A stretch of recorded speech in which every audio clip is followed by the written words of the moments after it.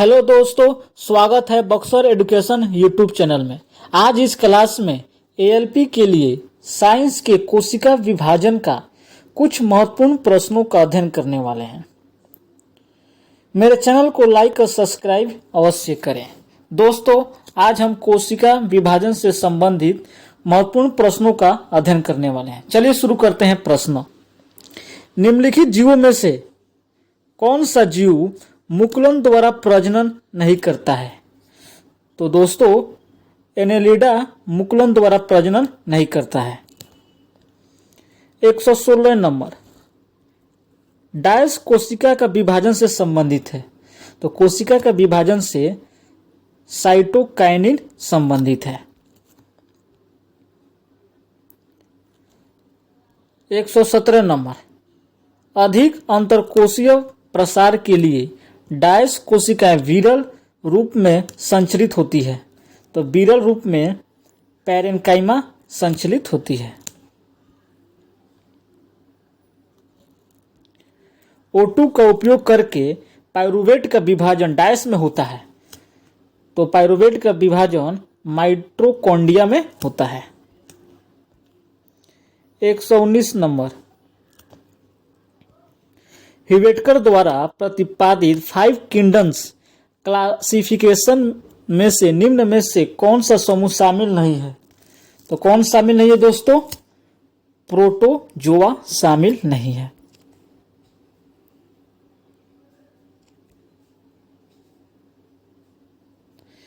एक 120 नंबर, हिटेकर के वर्गीकरण के अनुसार डायस समूह में शामिल जीवों में पूर्णतः विकसित नाभिक नहीं पाया जाता है। तो विकसित नाभि मोनेरा में नहीं पाया जाता है। दोस्तों, मेरे चैनल को लाइक और सब्सक्राइब अवश्य करें।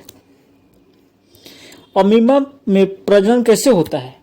तो अमीबा में प्रजनन द्विविखंडन द्वारा होता है। किसके द्वारा होता है दोस्तों? द्विविखंडन द्वारा।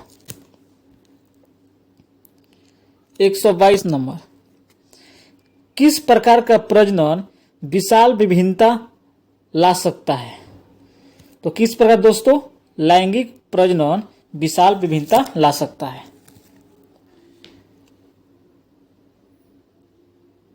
123 नंबर, गार्ड कोशिकाओं में डायस प्रवाहित होने पर वे फूल जाते हैं, जिसमें स्टोमाटा का छिद्र खुल जाता है। तो क्या है दोस्तों? पानी।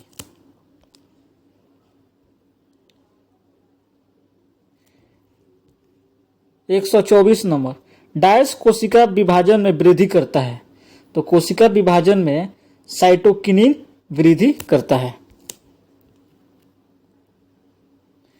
125 नंबर, डायस में कोशिकाओं को ढीला पैक किया जाता है ताकि बड़े अंतःक्रियात्मक रिक्त स्थान मिल सके। तो क्या है दोस्तों? मृदुतक कोशिकाओं को ढीला पैक किया जाता है। 126, डायस प्रजनन के समान नहीं है। तो प्रजनन के समान पुनर्जनन नहीं है। अमीबा, पैरासीमियम और बैक्टीरिया डायस द्वारा बनते हैं। तो ये सभी क्या बनते हैं दोस्तों? बाइनरी विखंडन, बहुविखंडन और बंडिन, ये सभी के द्वारा बनते हैं।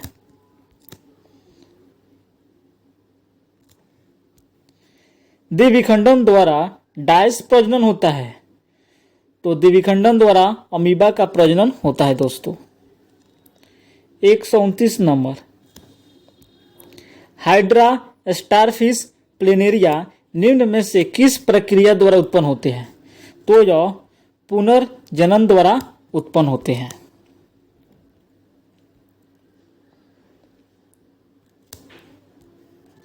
निम्नलिखित में से किस प्रकार के प्रजनन में पूर्ण विन्यासक छोटे जीव अपने जनक शरीर से अलग हो जाते हैं और एक नया स्वतंत्र जीव बनते हैं? तो क्या है दोस्तों? मुकुलन।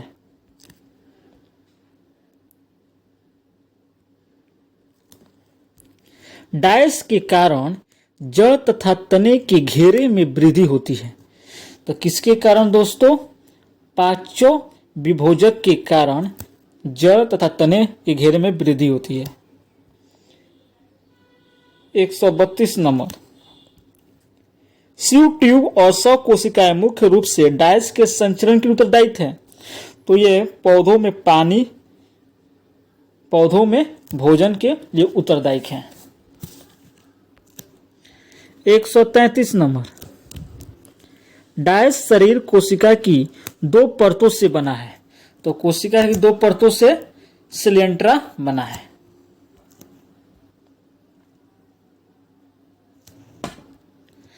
आरएनए का पूर्ण रूप क्या है?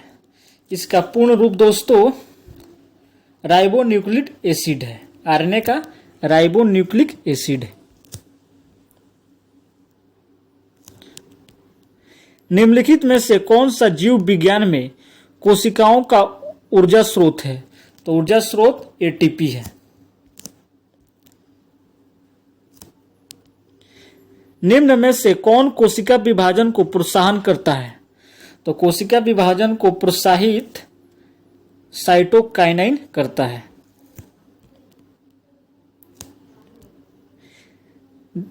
नीचे से कौन सा बंडीन पुनरुत्पादित होता है? तो कौन है दोस्तों? खमीर और हाइड्रा का बंडीन पुनरुत्पादित होता है। 138 नंबर, बहुविखंडन के द्वारा डायस एक साथ अनेक संतति कोशिकाओं में विभाजित होता है। तो क्या है दोस्तों? ये प्लाज्मा मोडियम है जो एक साथ अनेक संतति कोशिकाओं में विभाजित होता है।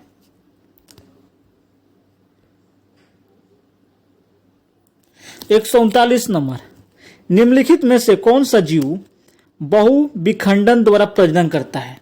तो बहुविखंडन द्वारा प्लाज्मा मोडियम प्रजनन करता है। निम्नलिखित में से कौन सी कशेरुकियों की एक विशेषता नहीं है? कौन है जो विशेषता नहीं है दोस्तों? ये असममित होते हैं। क्या दोस्तों? ये असममित होते हैं।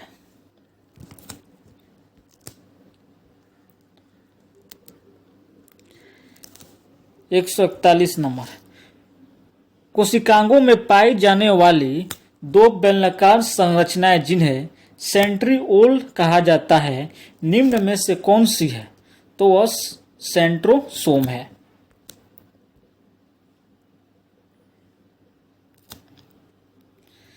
किस प्रकार के प्रजनन में हाइड्रा में अंकुर से नए जीवों का विकास होता है? तो कौन है दोस्तों? मुकुलन।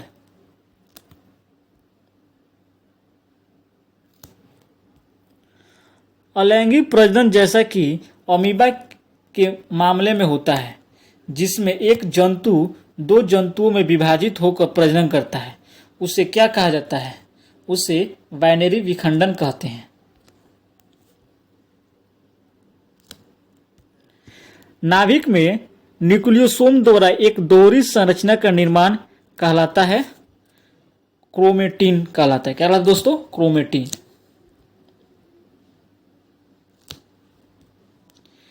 एक कोशिका के 2 समान संतति कोशिका में विभाजन की प्रक्रिया को क्या कहा जाता है? तो विभाजन की प्रक्रिया को द्विखंडन कहलाता है। 146 नंबर, डायस ऊतक मुख्य रूप से मृत कोशिकाओं में बना होता है। तो मृत कोशिकाओं में कौन बनाता है दोस्तों? अस्करेलेन काइमा, जो मृत कोशिकाओं से बना होता है।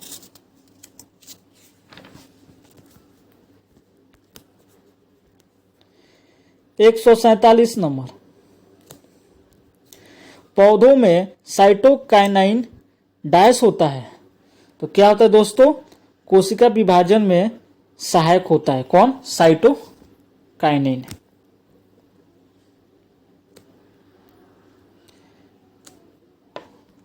148 नंबर, घटनाओं की सही जोड़ी का चयन करें जब समशीतोष्ण फेज बैक्टीरिया को संक्रमित करते हैं। तो क्या होता है दोस्तों? 2 और 4 जो बैक्टीरियाओं को संक्रमित करते हैं। जीवाणु कोशिका कई भागों से गुजरता है और प्रोफेज बनते हैं।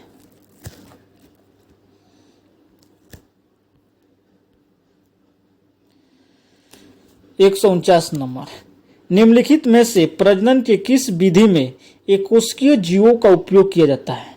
तो कोशिकीय जीवों का उपयोग नवोदित का किया जाता है।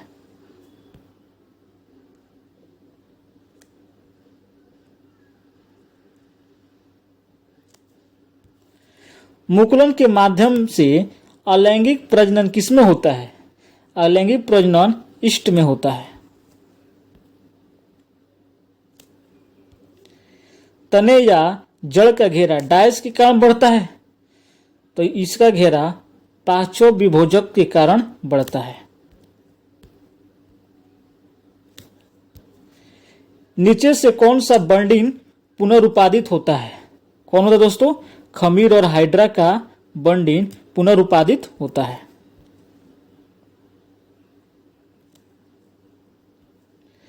कोशिका के केंद्र के अतिरिक्त निम्न में से किन दो कोशिकाओं के अपने डीएनए और राइबोसोम होते हैं? तो किसको दें दोस्तों? लवक और माइटोकॉन्ड्रिया का डीएनए और राइबोसोम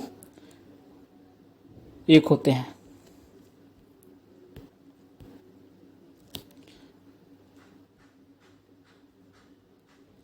एक 154 नंबर, रैखिक और अरैखिक पेशी कोशिकाओं में क्या अंतर है? इस कोशिका में क्या अंतर है दोस्तों? रैखिक पेशियों का ऐच्छिक संकुचन नहीं होता है, जबकि ऐच्छिक पेशियों का अपनी इच्छा से संकुचन होता है।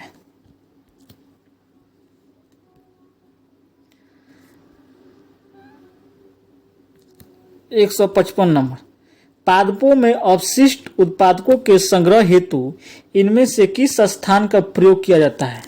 तो इनमें से पुराना जाइलम का उपयोग किया जाता है। निम्नलिखित में से किस कोशिकाओं को कोशिका की आत्मघाती थैली के रूप में जाना जाता है? तो यह लाइसोसोम को आत्मघाती थैली के रूप में जानते हैं। क्या जानते हैं दोस्तों? आत्मघाती थैली के रूप में जानते हैं।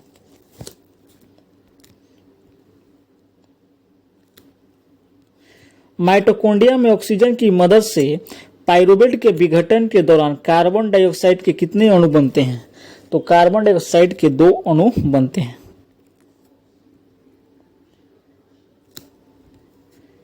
अपशिष्ट उत्पादकों को पादप कोशिका के अंदर कहाँ संचित किया जाता है? तो उनके अंदर रसधानी में संचित करते हैं।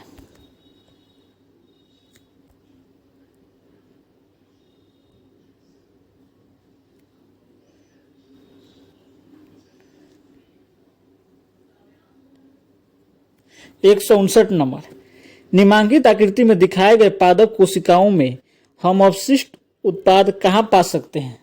तो हम अपशिष्ट उत्पाद तीर-4 द्वारा लिखे गए क्षेत्र में पा सकते हैं।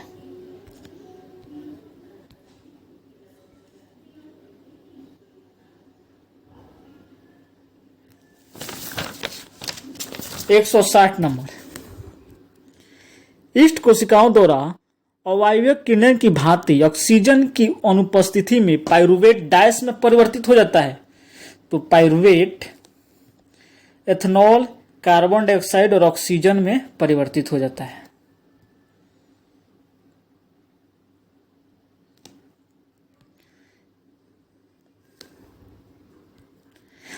अधिकांश कोशिकीय प्रक्रियाओं के लिए ऊर्जा मुद्रा क्या होती है? तो ऊर्जा मुद्रा एटीपी होती है।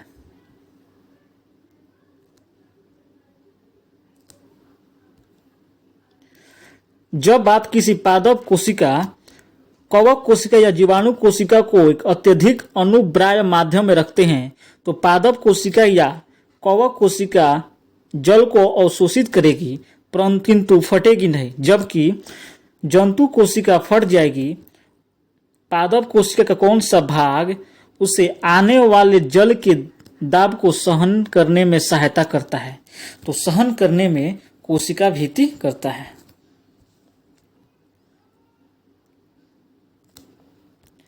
निम्नलिखित में से कौन सी कोशिकांग केवल पादपों में पाए जाते हैं? तो लवक केवल पादप में पाए जाते हैं। पादप कोशिका में कोशिका भित्ति क्यों पाई जाती है? तो कोशिका भित्ति, क्योंकि कोशिका भित्ति विभिन्न पर्यावरण कारकों से पादप कोशिकाओं की रक्षा करती है।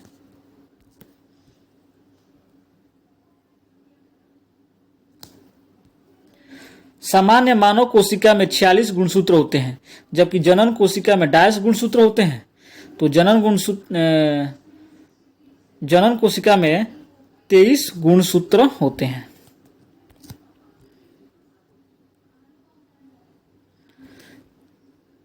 एक 166 नंबर, निम्नलिखित में चित्र में दिखाए गए कोशिका पादप कहाँ पाई जाती है? तो कोशिका पादप जड़ में पाई जाती है।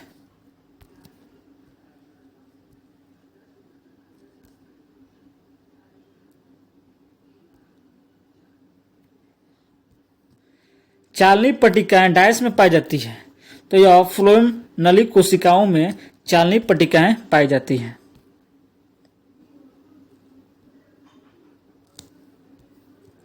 कोशिकीय शोषण का पहला चरण, जिनमें 6 कार्बन वाले अणु ग्लूकोज का 3 कार्बन वाले पाइरूवेट में विघटन होता है, किस कोशिकांग में घटित होता है? तो यह कोशिका द्रव्य में।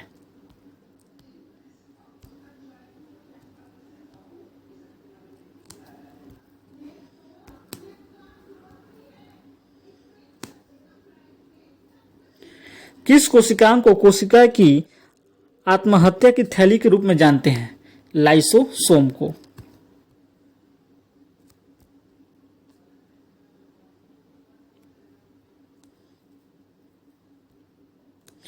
नीचे दिए गए कोशिका को पहचान कीजिए। तो यह क्या है दोस्तों? यह चित्र तंत्रिका कोशिका का है। किसका चित्र है दोस्तों? तंत्रिका तंत्र का।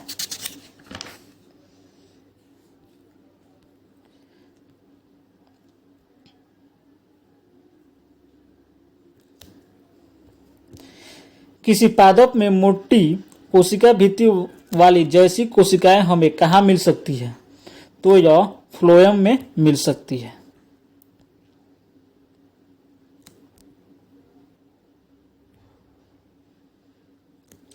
एक 172 नंबर, हीमोडायलिसिस में कई अर्धपारगम्य स्तर युक्त नलिकाएं होती है।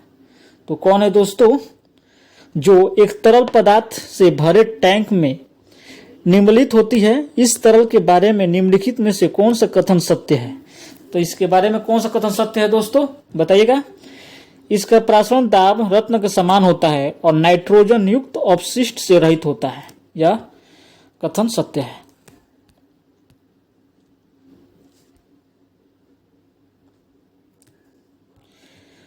ऑक्सीजन की मदद से पाइरूवेट का विघटन डायस में होता है। तो यह माइटोकॉन्ड्रिया में होता है।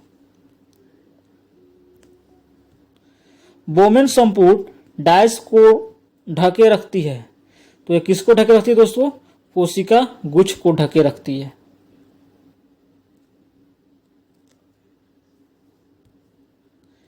पादप कोशिका में श्वसन क्रिया, जिसमें ऑक्सीजन ग्रहण करते हैं और भोजन से ऊर्जा और कार्बन डाइऑक्साइड मुक्त करते हैं, कहाँ होती है? तो यह कहाँ होती है दोस्तों? यह माइटोकॉन्ड्रिया में होती है। धन्यवाद दोस्तों। मेरे चैनल को लाइक और सब्सक्राइब अवश्य करें।